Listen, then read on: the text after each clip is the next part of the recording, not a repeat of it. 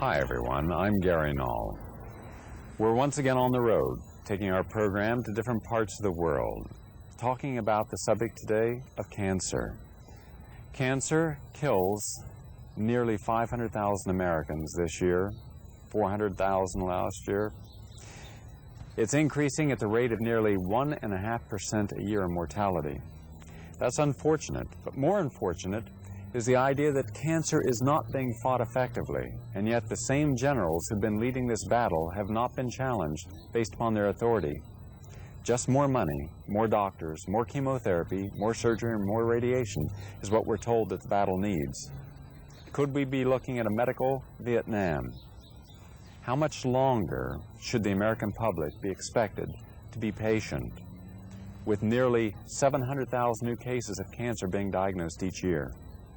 We've come to Freeport, Grand Bahamas, where Dr. Lawrence Burton, a cancer expert, is trying to help and succeeding in helping people regain their immune response in order to set back cancer.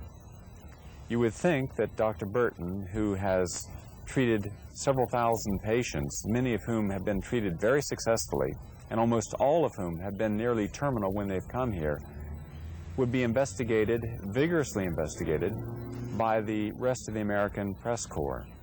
Time, U.S. News and World Report, NBC, ABC, CBS, should all be here, but they haven't been. And it's doubtful that they will be because of the built-in bias that the American media has against the word alternative. Dr. Burton's therapy falls under the concept of alternative. His education is not alternative, as you'll hear in a moment. The way he treats cancer is alternative. It's not toxic. Welcome to our program, Dr. Burton. Thank you. Dr. Burton, why the Bahamas? Why not Sloan Kettering? Why not MD Anderson? Why not Roswell Park to do your work? Well, we originally tried that way, to go in the front door. There was liaison with Sloan Kettering many times. We also tried to go through the front door with the FDA. And after 6 months of getting what I call one stall after another, originally Dr. O'Malley, the head of the Bureau of Biologics, he okayed our animal work. Go ahead.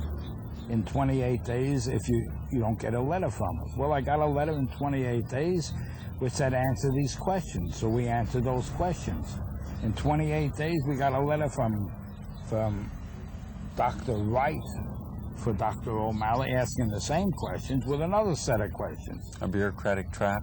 A trap. There was a Mr. Parkman for Wright, for O'Malley. That went on for 5 months. Always a new one. Dr. Burton, some time ago, the New York Daily News had a little article about your work. And it was interesting to see how they referred to you. They referred to you as a zoologist, not even a horse doctor. Could you give us a little background on your credentials, your scientific credentials, and your expertise in researching cancer? Well, originally, let's see, got my bachelor's degree from Brooklyn College, my master's and PhD from NYU grad school, spent 2 years at Caltech as a postdoctoral fellow, supported by the Public Health Service of all things, and then spent 6 months on the faculty at Caltech. Then I was back on the faculty of NYU grad school, then went over to St. Vincent's Hospital, for which originally started with the Hodgkin's Disease Research Foundation. In the period of 15 years, went from a fellow up to a senior oncologist at St. Vincent's Hospital. Now explain for our audience what an oncologist is. Theoretically, technically, one who studies cancer. Of course, the chemotherapy therapists have stolen that word. He's an oncologist when really he's an oncologist. He doesn't know anything about cancer. He hasn't studied it. He knows how to kill. He really doesn't study that much about it.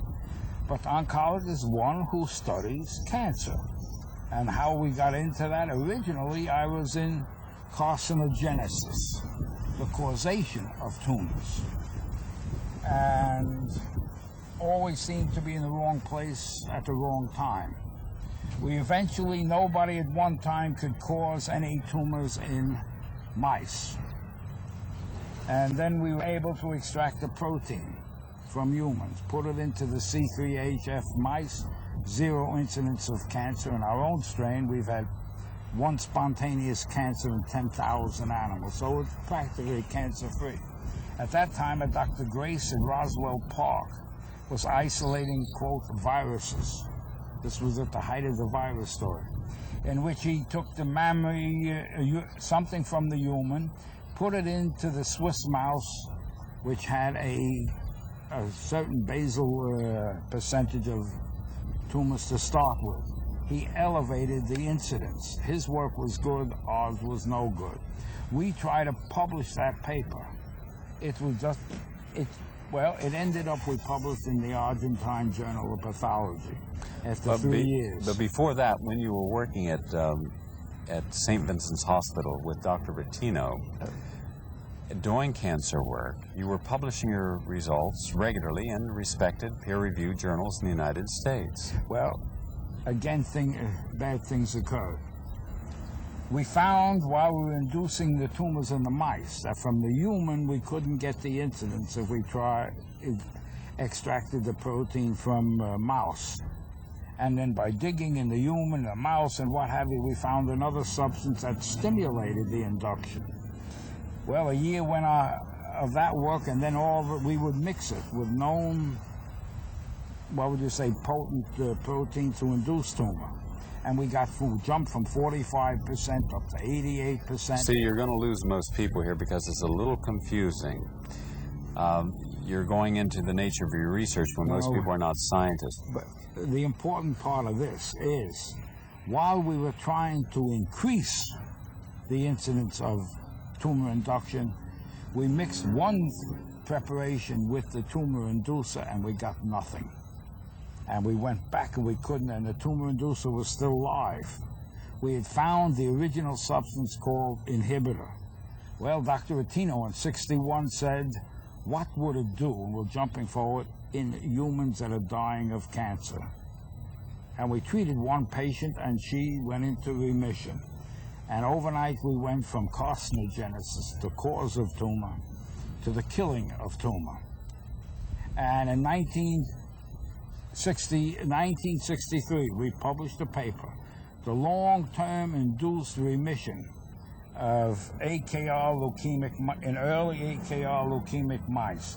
This is the first time demonstration that the body has something that will kill the cancer. Well, we thought everybody was waiting for that. Well, we were shocked. It's called naivete. The first thing that occurred is our $580,000 grant from the Public Health Service was canceled.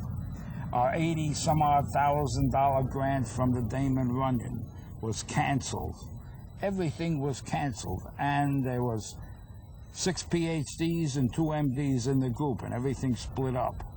To jump far forward, the father of TNF, and that's very popular now, well, the paper was published in '78 by Robert Castle, who was one of the group at St. Vincent's, and he extracted it from liver.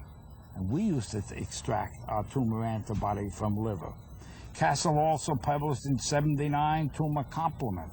Memorial has it. I think TNF is our tumor antibody with another name.